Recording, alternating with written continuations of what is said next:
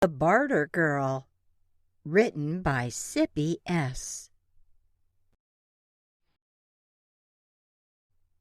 Once upon a time, in a vibrant village nestled amidst rolling hills, there lived a curious and imaginative 6-year-old girl named Carter. Carter loved exploring nature, collecting treasures, and making new friends. One sunny day she stumbled upon an old book in her attic that contained information about a fascinating concept called barter. Captivated, Carter flipped through the book and discovered that barter was a way of trading things without using money. Excited by the idea, she couldn't wait to try it out. She rushed downstairs to share her newfound knowledge with her parents. "Mama, Papa, I just learned about something amazing called barter.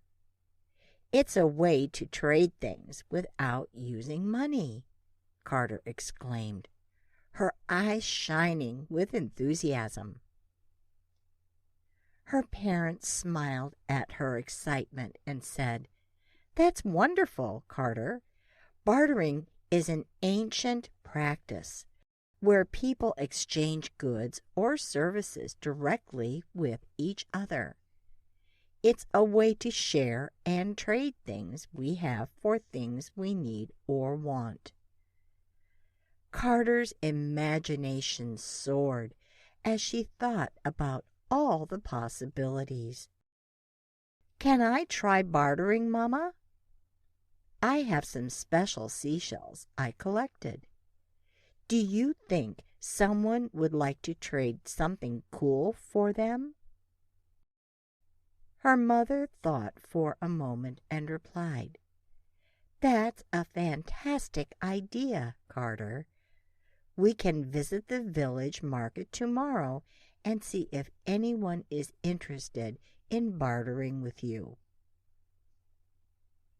The next day, Carter and her parents set off to the bustling village market.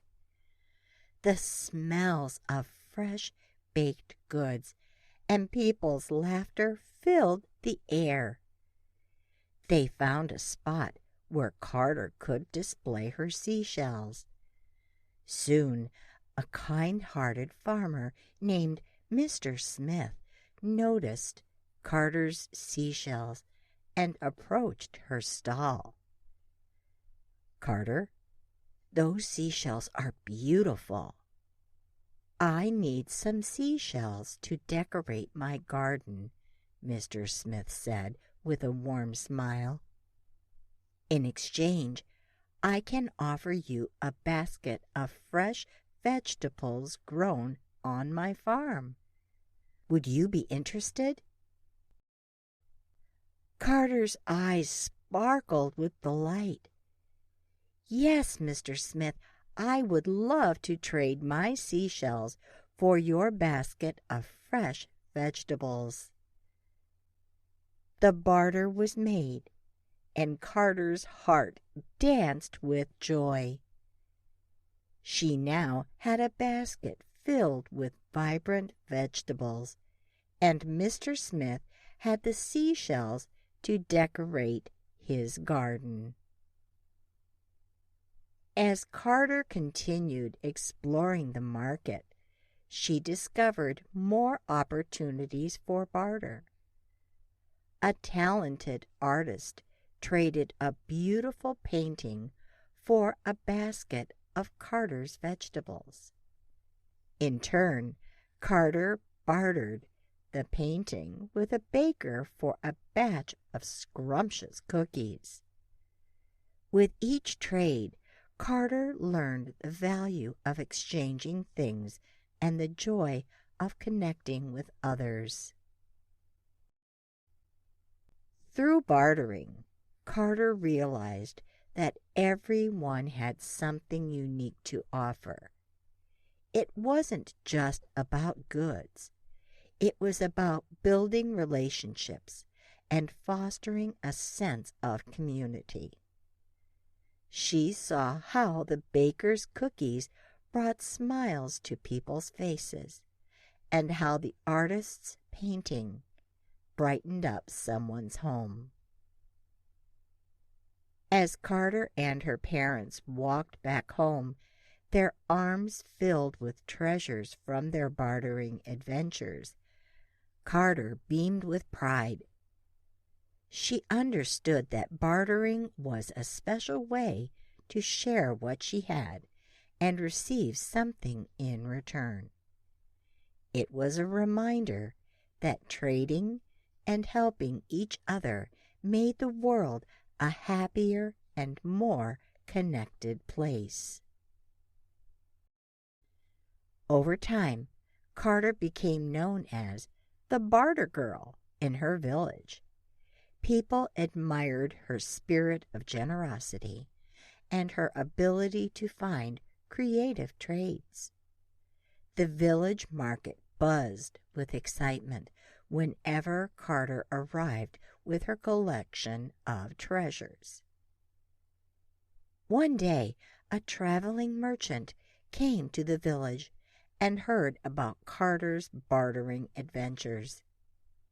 Intrigued, he approached her and said, "Young lady, I've heard wonderful things about your bartering skills.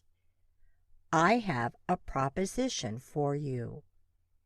If you can barter with me successfully, I will give you a special gift." Carter's eyes widened with curiosity. "What is it, sir? What do you want to trade?" The merchant smiled mysteriously. "I have a magical pendant that grants one wish to its possessor. It's said to hold incredible powers, but I can only part with it if you can find something truly remarkable to trade." Determined to acquire the magical pendant, Carter embarked on a quest to find the most extraordinary item in the village. She visited the blacksmith's shop, the weaver's cottage, and even the wise old sage, seeking something worthy of the merchant's offer. Finally, after days of searching, Carter stumbled upon an old, dusty chest in the attic of an abandoned house. Inside, she found a beautifully crafted music box, adorned with intricate carvings and playing a hauntingly beautiful melody. Carter knew she had found the perfect trade. With the music box in hand, Carter returned to the merchant. He examined the intricate craftsmanship and listened to the enchanting melody. Impressed, he handed Carter the magical pendant. "Carter, you have proven yourself to be a true master of barter, where each party finds equal value to the goods they exchange.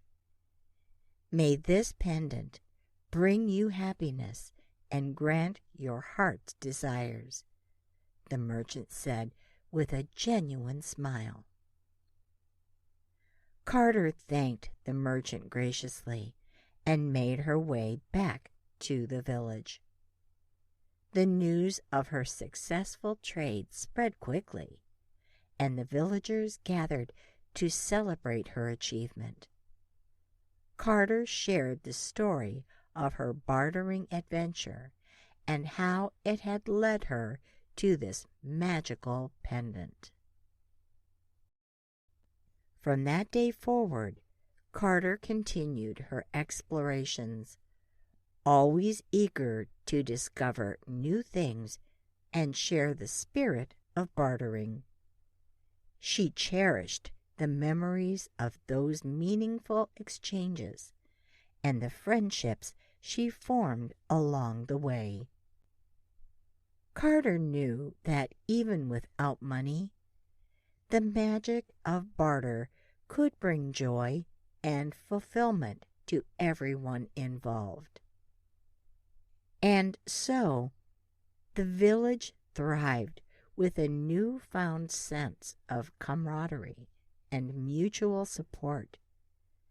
The spirit of barter spread beyond its borders, inspiring neighboring villages and even far-away lands. Carter's story became legendary, a testament to the power of kindness, connection, and the magic of trading that everyone could participate in, rich or poor, young or old. As the years went by, Carter's hair turned gray, and her bartering adventures became tales she told her grandchildren. The village market became a bustling hub of barter, where people of all ages came together to trade, connect, and celebrate the simple joys of sharing. And in the heart of it all, Carter, the barter girl, taught all children that the truest treasures in life are not measured in gold or silver, but in what we can offer to each other and the bonds we forge when we connect and share with others. Ginger and Galvin's Garden. Written by Megan J. Meehan. Once there was a patch of land between two apartment buildings. The people who lived in the neighborhood decided to grow some trees and make the land into a garden. A little girl named Ginger lived in the building to the right, and a little boy named Galvin lived in the building to the left. They both liked to garden. The garden had many trees. Some even grew fruits like apples, oranges, and pears. Yet the garden did not have many flowers. So Ginger decided to plant some. So did Galvin. The two children argued over where to plant their seeds. "Let's divide the garden," Ginger suggested. Galvin agreed. Ginger took the right side, and Galvin took the left side. Ginger used her space in the garden to plant roses and lilies, tulips and petunias, buttercups and bluebells. Galvin used his side of the garden to plant the seeds of marigolds, daisies, azaleas, and a berry bush. He also added violets and sunflowers. One day, Galvin forgot his gardening gloves. Ginger felt sorry for him. She took off one of her gloves and handed it to Galvin. "You can use this," she said. Galvin thought what Ginger did was very nice. A few days later, Ginger forgot to bring her watering can to the garden. She was grateful when Galvin shared his. While they gardened, Galvin and Ginger talked to each other.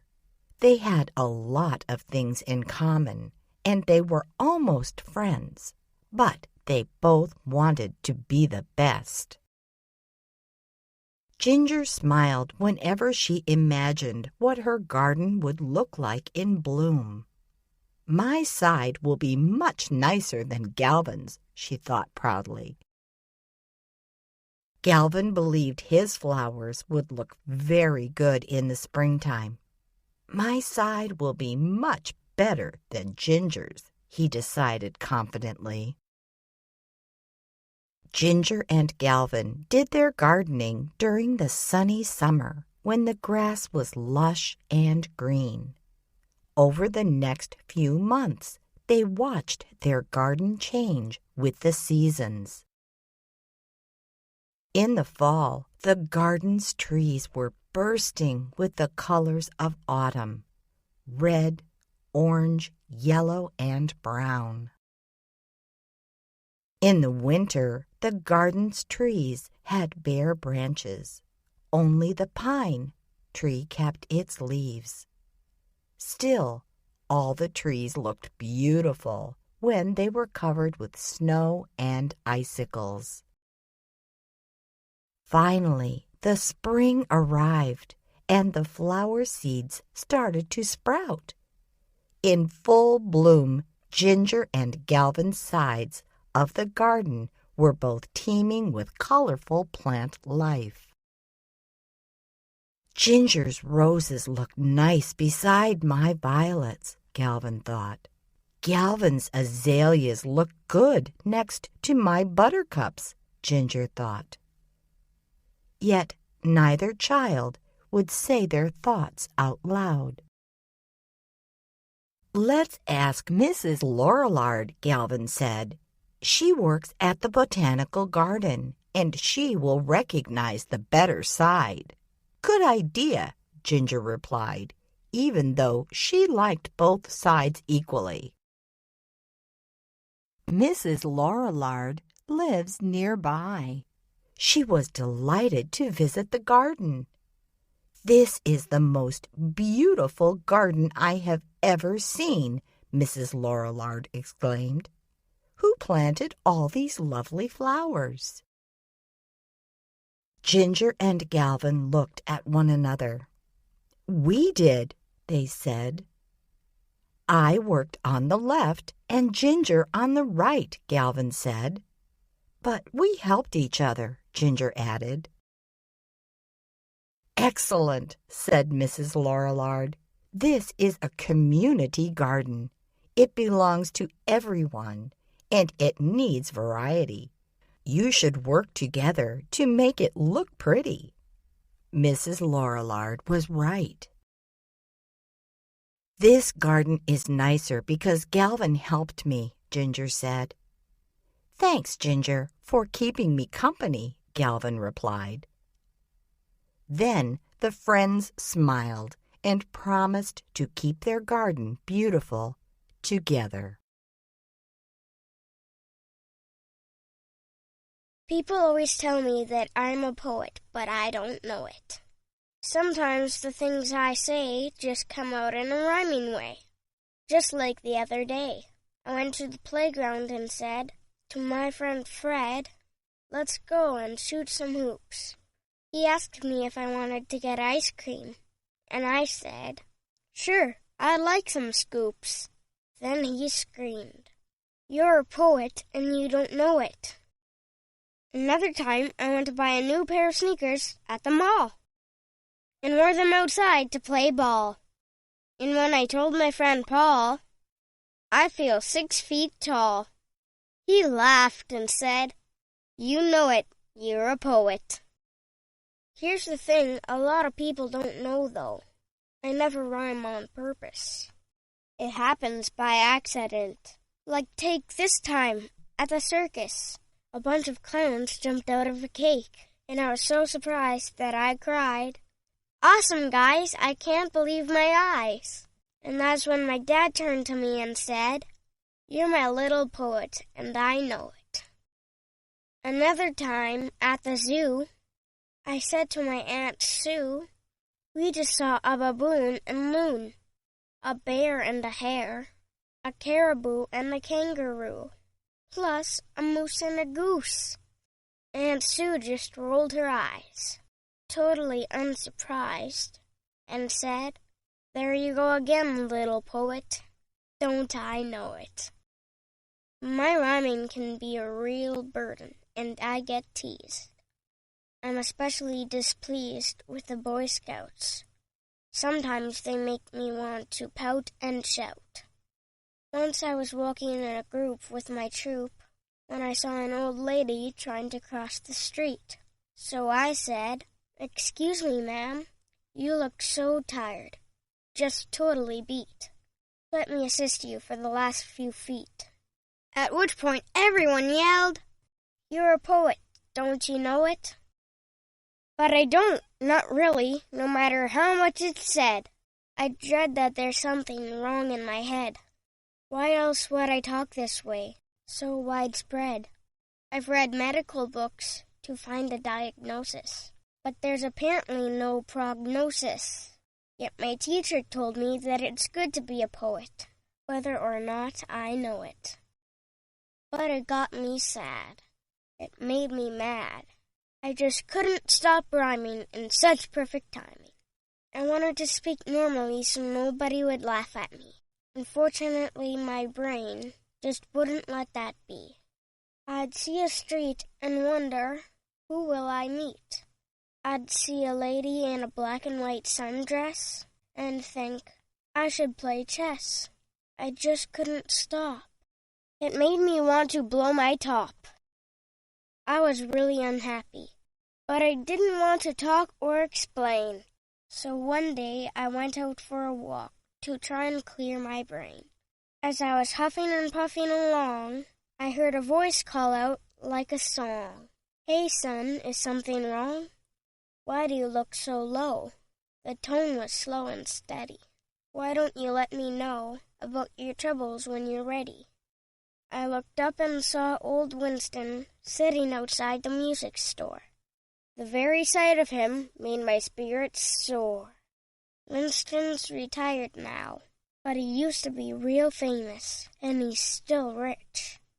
Just to be acknowledged by him gave me an excited twitch. I say, "Nah, I'm okay. I'm just late for a date." As soon as I spoke the words, I felt really upset. I'd gone and rhymed again, much to my regret. But Winston just sat back and laughed. "You just made a nice little rhyme, son. Isn't it fun?" "No," I exclaimed. "It makes me feel ashamed. I'm always rhyming, even when I don't mean to. I just did it right in front of you." Winston stared at me, and then he laughed real loud. I wondered how he managed to avoid attracting a crowd. "You're just like me," he said finally. "Don't you see? I make rhymes all the time. I have since I was young, and I always thought it was a lot of fun." "You did?" I asked. "Sure, I was born with it. The die was cast," Winston replied. "All I did was recognize the talent and strengthened it as time passed." I had a blast. Being able to rhyme isn't a curse. It's an ability to be nursed. It's a blessing in disguise. You listen to me now, since I'm telling you no lies. Then Winston went on to tell me about how he made a fortune writing songs. Some of his lyrics were so strong that he won awards and nominations. His musical melodies were chart-topping dominations. I've made a nice life for myself, but listening to my words sung, now that was like nothing else, Winston said with a grin. It was more than entering competitions and trying to win. I helped create music that caused laughter and dancing. One lady even told me that she considered my lyrics to be life-enhancing. Now, isn't that something for which I should be proud? I nodded and vowed to cheer up that very day. I hadn't imagined that my rhyming could be used in such a positive way. My lyrics are what got me recognition and fueled my ambition, Winston went on. But I did more than just write lyrics to songs. I got poems published in books and spoke at schools. I realized that anyone who gave me funny looks or spoke ridicule were fools because I could do something special that inspired others. I nodded again because his advice sounded just like my mother's. Comforting words which I never forgot. Maybe it really isn't so bad to be a poet, knowing it or not. You take care of that gift in your head, Winston said. Then he gave me a warm smile. There's no use in denial. If you've got the ability, then use every little bit of it. Poetry is all about imagination and communication. It's like using words to take little mental vacations. I grinned and gave Winston a high five. Then I looked up at the sky and vowed that I would take care of my talent every way I knew how. I promised to nurture it and let it grow, because it is special and now I know. So I went right home and started jotting down a poem. I was in a creative zone. I just wanted to be left alone, because it took time to get all those words out. My parents were sure I'd be successful, no doubt. So I just kept on writing in an onslaught, and I didn't care what anyone else thought. Poems come in many forms, like children's books, text, card verses, and the lyrics of songs, plus lots of other places, and I want to cover all the bases. I want to find success, not distress, due to my mind for rhymes, because I'm a poet, and now I know it. Good Marks of the United States with Patriot. The Golden Gate Bridge, written by Rachel Horan. Table of Contents. The Golden Gate Bridge. My name is Patriot, and I'll be your tour guide. Are you ready to visit the next landmark? Let's fly to the West Coast, to the state of California. California is the most populous state and home of amazing landmarks. Can you see it just ahead? It's the Golden Gate Bridge. Allow me to answer any of your questions about this national landmark. Why was the Golden Gate Bridge built? California was a booming state after gold was discovered there. San Francisco was also growing. The problem was that San Francisco was built on a bay. If you wanted to get from Marin County on one side to the city on the other, you had to cross by boat. The ferry was fine for people, but the growing city needed a permanent link that matched its growth. What is a suspension bridge? A suspension bridge is a bridge that is suspended by two or more cables. The cables are held between two pairs of pillars. The cables are attached to the bridge deck by suspenders. Short bridges have fewer suspenders than longer bridges, like the Golden Gate Bridge. A suspension bridge worked well over the San Francisco Bay because it was often windy. Think about suspenders holding up a pair of pants that someone is wearing. That is what all those cables are doing for the bridge. How long did it take to build the Golden Gate Bridge? The idea of a bridge had been around for many years, even though the ferry boats were very successful. An idea was published in the San Francisco newspaper in 1916. Construction started on January 5th, 1933, after all of the plans were made and approved. It only took 4 years to build, which was actually ahead of schedule. Joseph B. Strauss was the chief engineer for the project. How often does the Golden Gate Bridge get painted? It would take a long time to paint from one end to the other. The fact is that it was painted when it was first built, and then it had touch-ups where it needed most. In 1965, they removed the original paint because the bridge was dealing with corrosion.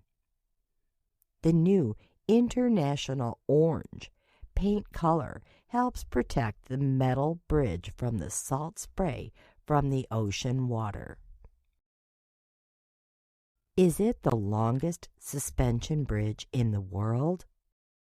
Though it seems like it could be the longest suspension bridge, there are actually a few that are much longer in the world.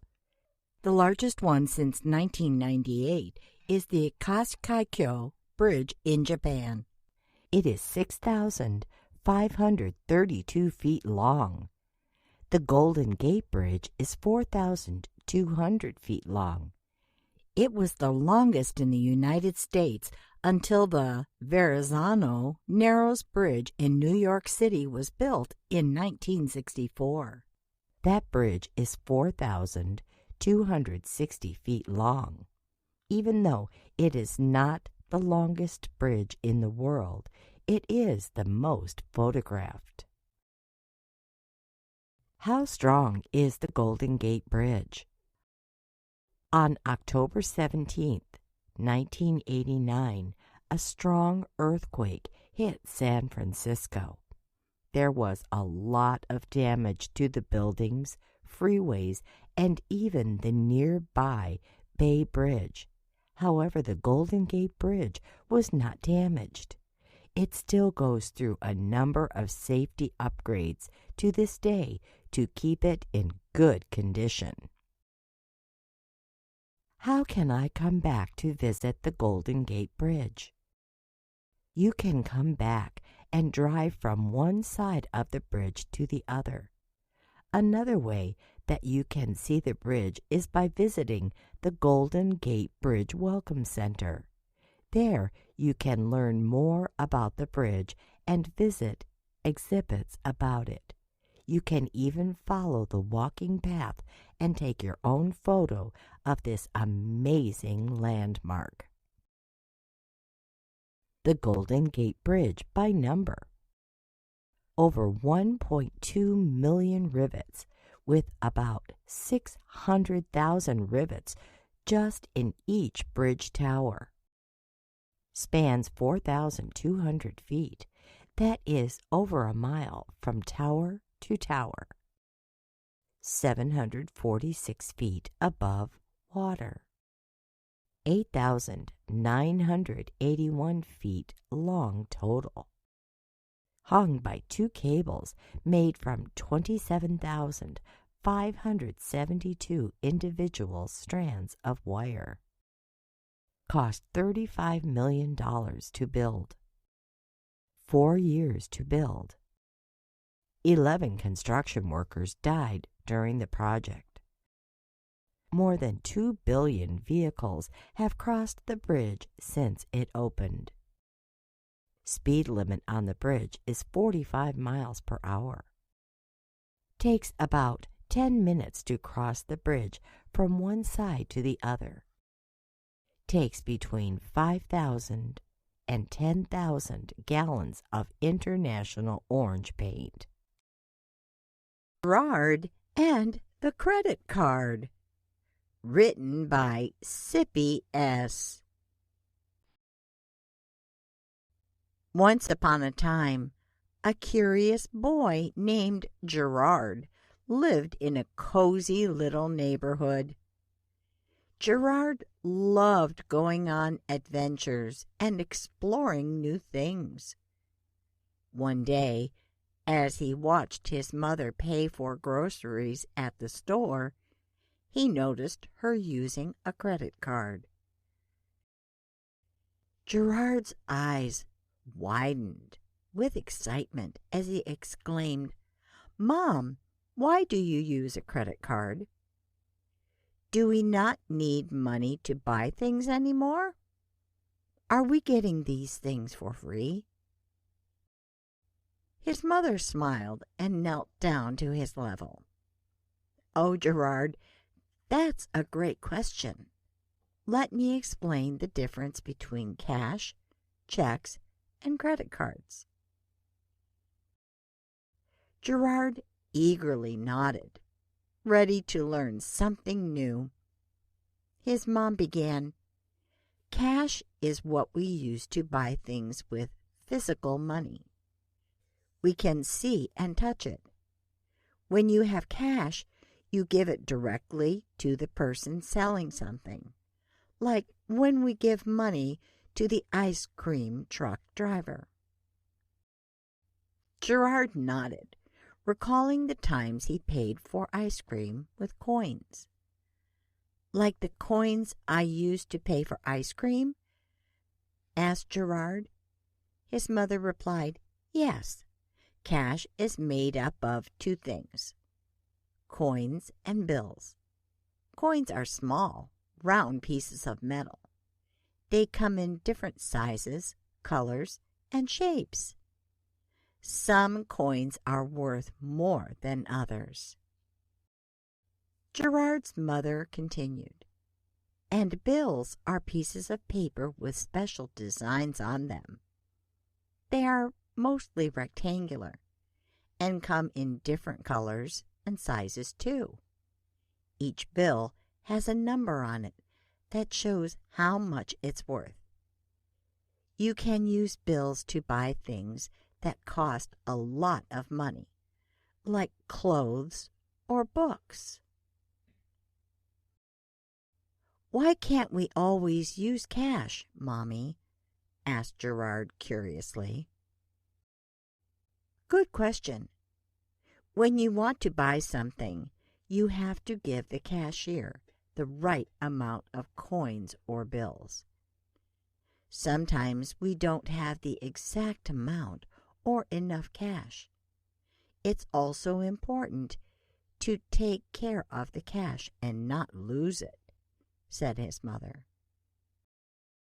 "Like one time I lost the lunch money and had to go hungry at school," recounted Gerard. "You are right, Gerard. That is why we can also use credit cards to pay for things," replied his mother. His mother continued, "Then there's something called a check.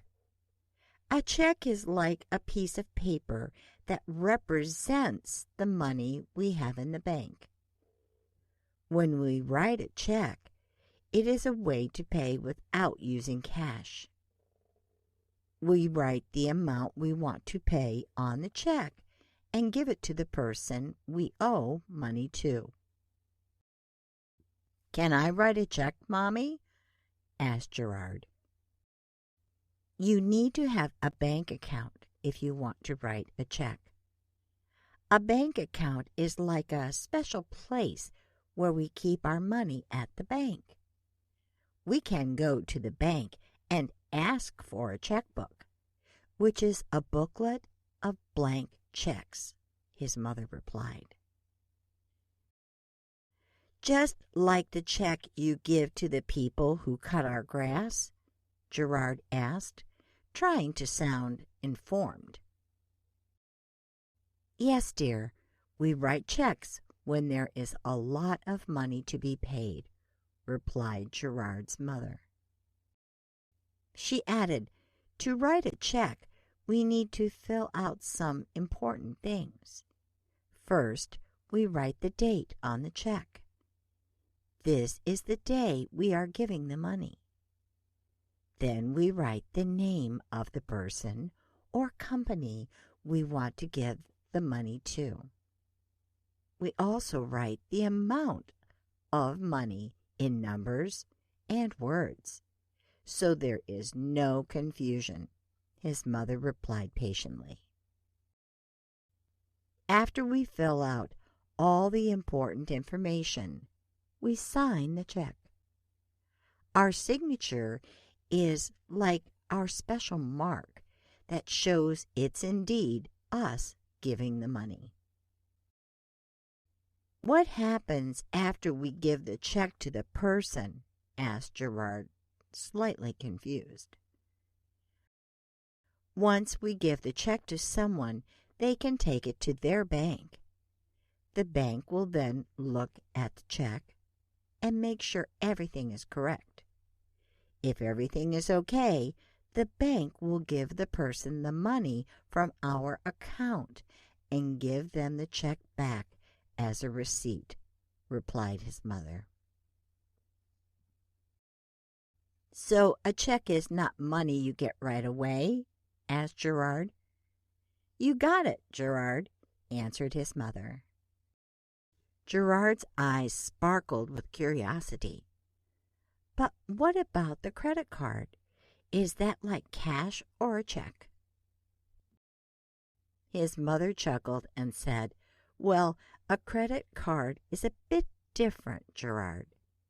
When we use a credit card, it's like borrowing money from the bank to pay for something. The bank gives us a special card. It has our name and a unique number, and we can use it to buy things without carrying cash. But then we need to remember that we have to pay the bank back later." Gerard's face scrunched up in confusion. "So with a credit card, do we not need money?"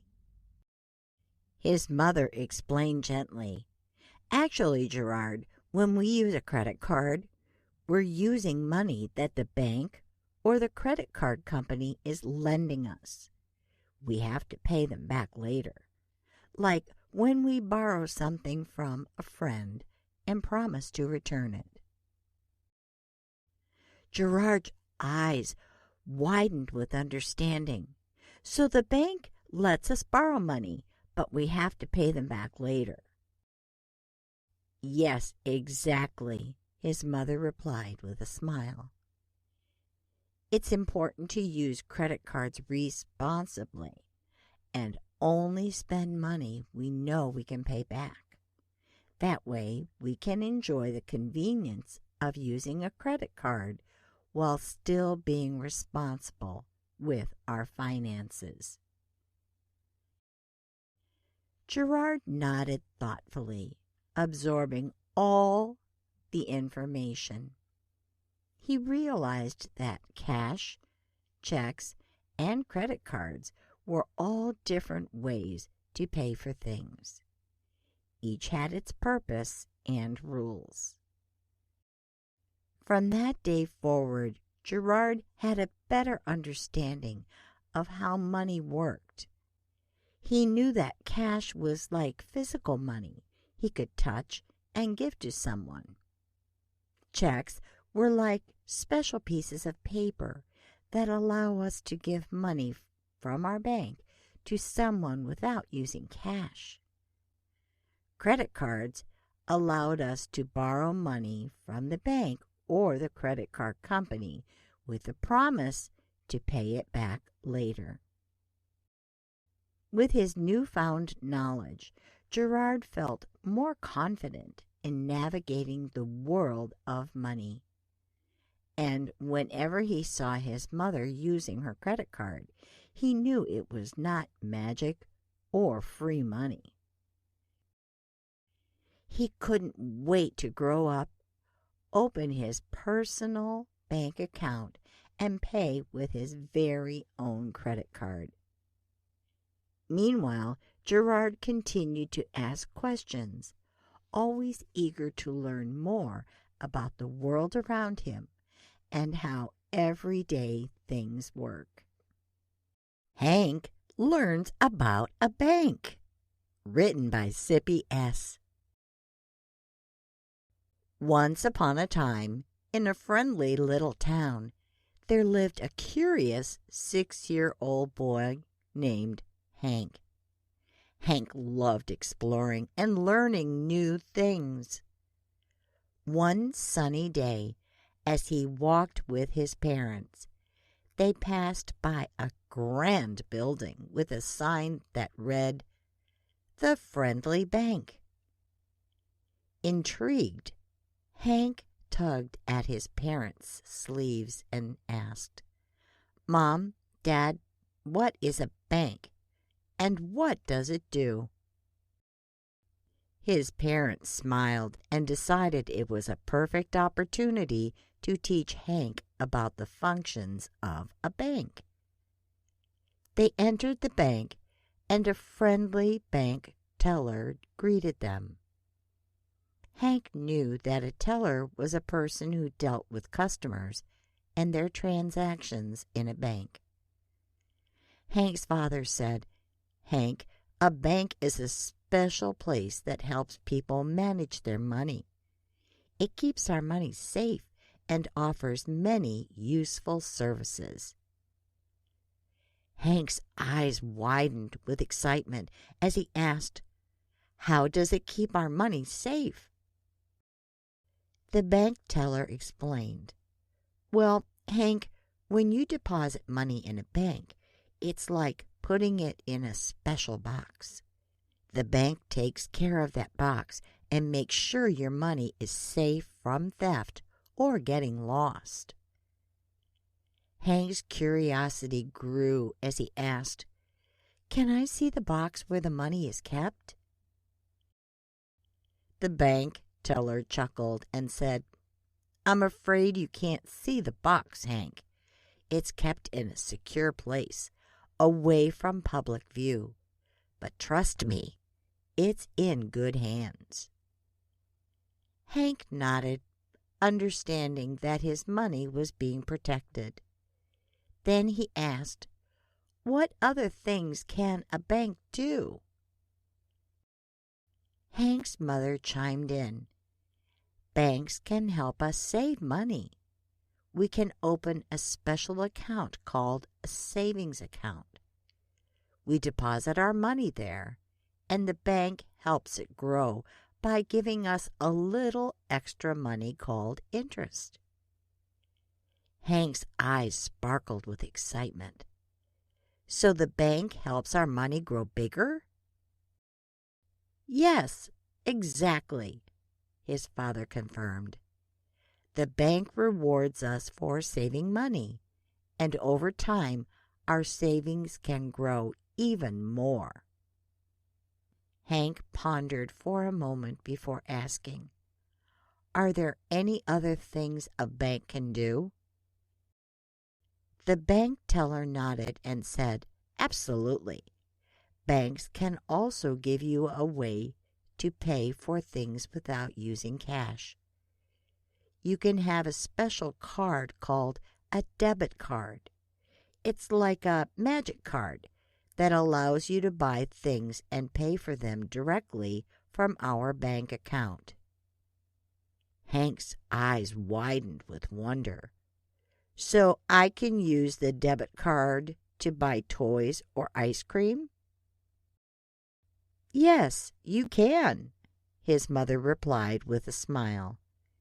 "When we use a debit card, the bank takes the money from our account and gives it to the store or person we're buying from. It's a convenient way to pay without carrying much cash." Hank felt amazed by all the things a bank could do. He realized that the bank helped keep his money safe, encouraged saving, and made buying things easier with a debit card. "Can I open a savings account and get my own debit card?" Hank asked excitedly. Hank's mom smiled and said, "You are too young, Hank. You can have one when you are 18 years old. Till then, you can keep saving your money in your piggy bank." Hank thought of the piggy bank that his grandma gave him for his birthday. He decided to start saving from that day. With his newfound understanding, Hank thanked his bank teller for the information and left the bank with his parents. He felt grateful that the bank was there to help people like him manage their money and make life a little easier. He looked forward to opening a bank account when he was 18 years old. Dave Learns to Save. Written by Sippy S. Dave was a third grader who loved to buy new toys and games. He always wanted the latest and coolest things he saw with his friends in the store or online. He would beg his parents to give him money to buy them for him, but they often said no. They told him that he had to learn how to save his money and spend it wisely. But Dave didn't like that idea. He thought saving was boring and hard. He wanted to have fun and enjoy his life. He didn't care about the future or what might happen if he ran out of money. He would spend all his pocket money the next day. He just wanted to buy whatever he wanted, whenever he wanted. One day, his parents gave him a piggy bank as a gift. They said it was a special piggy bank that could talk and help him save his money. Dave was curious and excited. He thought the piggy bank would tell him where to find more money or how to get the best deals on toys and games. Dave took the piggy bank to his room and put it on his desk. He pressed a button on its back and waited for it to speak. "Hello, Dave," the piggy bank said in a friendly voice. "I'm your new friend and helper. My name is Penny." "Hi, Penny," Dave said. "You're a talking piggy bank?" "Yes, I am," Penny said, "and I'm here to help you save money and achieve your goals." "My goals?" Dave asked. "Yes, your goals," Penny said. "What do you want to do with your money? What do you want to buy?" Dave thought for a moment. He had so many things that he wanted, but he didn't know which one to choose. "Well, I really need a new bike," he said. "My old one is too small and rusty." "A new bike sounds like a great goal," Penny said. "How much does it cost?"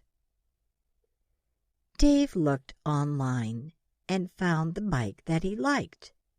It was shiny and fast and had lots of cool features. "It costs $200, he said. $200? Penny repeated. "That's a lot of money." "How much money do you have right now?" Dave opened his wallet and counted his cash. He had $10 from his allowance and $5 from his birthday. "I have $15, he said. $15? Penny repeated. "That's not enough to buy the bike. You need $185 more." Dave felt disappointed. That was a lot of money. He feared he couldn't afford the bike any time soon. "How long will it take me to save that much?" he asked. "That depends on how much you earn and how much you spend," Penny said. "How much do you get for your allowance?" "I get $5 every week," Dave said. "And how much do you spend?" Penny asked. "I spend it all," Dave said. "On what?" Penny asked. "On candy, toys, snacks, anything I see that I like and want," Dave replied. "It is important to know the difference between wants and needs," added Penny. Dave thought about all the things he had bought that he did not really need. Dave, if you spend all your money every week on things that you don't really need, you will never save enough to buy the bike. You need to learn how to budget your money and save some of it for your goal. Budget? What does that mean? Dave asked. He often heard his parents telling him to save, but did not know what budget meant. Budget means you plan how much money you will earn and spend each week or month, and you set aside some of it for your goal, Penny explained. For example, if you get $5 every week, you can decide to save $2 for the bike and spend $3 on other things. That way, you will still have some fun, but also make progress towards your goal. Dave thought about it. It sounded reasonable, but also hard. Can't I just save more later? Dave asked. No, Dave, Penny said. Saving is easier when you start early and do it regularly. If you wait until later, you might have other expenses or less income. The sooner you start saving, the sooner you will reach your goal. It all depends on how much you want your bike. Dave nodded slowly. He understood what Penny was saying. He would have to give up his spending habits. He didn't really need the candy and extra snacks. Can you help me get started? He asked. Of course I can, Penny said. I can keep track of your income and expenses, remind you of your goal, motivate you to save more money, and celebrate with you when you reach your goal. Really? Dave asked. Really, Penny said, but you have to do your part too. Dave was determined to get the new bike. He decided to work hard and save his money. He even got a part-time job doing chores in the house to help him save faster. Finally, after a few months, Dave had saved enough money to buy the new shiny bike. He was proud of himself for not wasting money on things that he did not need. With a bit of help and encouragement from Penny, he was able to afford the new bike that he wanted and needed. Basics of Money, a Smart Kids Club publication. Money. Money is something we use to buy things we want or need. Money can be in the form of coins or bills that we use to buy toys, food, clothes, and other things we like. But where does the money come from? And how do we keep it safe? Income. Income is the money that grown-ups earn by working, and they use it to take care of themselves and their families. People can have different jobs. Some people work in offices, some work in hospitals, some work in stores, and some even work from their own homes. When they finish their work, they get paid, which means they receive money in return for the work they did. Bank. Bank is a special place that helps us keep our money safe. We can put our money in the bank, and they will keep it safe for us until we need it. Banks also help us keep track of how much money we have and how much we spend. Interest on savings. Bank. Interest is like a little bonus that we can get when we save our money in a bank. When we save our money, the bank will give us a little extra money called interest. It's like a thank you from the bank for keeping our money with them. The more money we save, the more interest we can earn over time. Cash. Cash is the physical money we can touch and see. It's made up of coins like pennies and quarters and paper bills like dollars. We can use cash to buy things at stores. When we want to get something, we give the right amount of cash to the cashier, and they give us change if we paid more. It's fun to count cash and use it to buy things we like. Credit cards. Credit cards are another way to buy things. These are special cards that let us borrow money from the bank to buy something. We can use credit cards instead of cash to buy things online or in stores. But we have to pay back the money we borrowed at the end of the month, plus some extra money called interest. Credit card interest. When we use a credit card to buy things, we sometimes have to pay extra money called interest. It's like borrowing money from a friend and promising to give them a little extra back. Credit cards charge interest because they are lending us money. That's why it's important to pay back what we owe on time to avoid paying more money in interest. Saving. Saving money is like putting it away for later. We can save our money in a piggy bank or a bank account. When we save our money, we can use it later to buy something big, like a new bike or a fun vacation.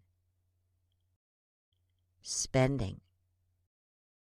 Spending is when we use our money to buy things we want or need. When we go to a store or shop online, we can choose what to buy with our money. We spend most of our money on things we need like food, clothing, and shelter. The rest we spend on things that we want that will make us happy. How do we decide how much money to spend each week or month? Budget. A budget is like a plan for our money. It helps us decide how to spend our money wisely. We make a list of things we want or need. Then we decide how much money to spend on each thing. It's important to stick to our budget so we have enough money for everything and can save some too. The most common budget rule is 50, 30, 20. If we earn $100 as income, we divide it into 3 parts based on this rule. Spend $50 on needs, $30 on wants, and $20 on savings. Loan. A loan is when someone gives us money and we promise to give it back later. They might ask for extra money called interest. It's like a small fee for borrowing money. So when we pay them back, we give them the original amount of money they lent us, plus a little extra for the interest. A loan helps us get things we want when we don't have enough money right away.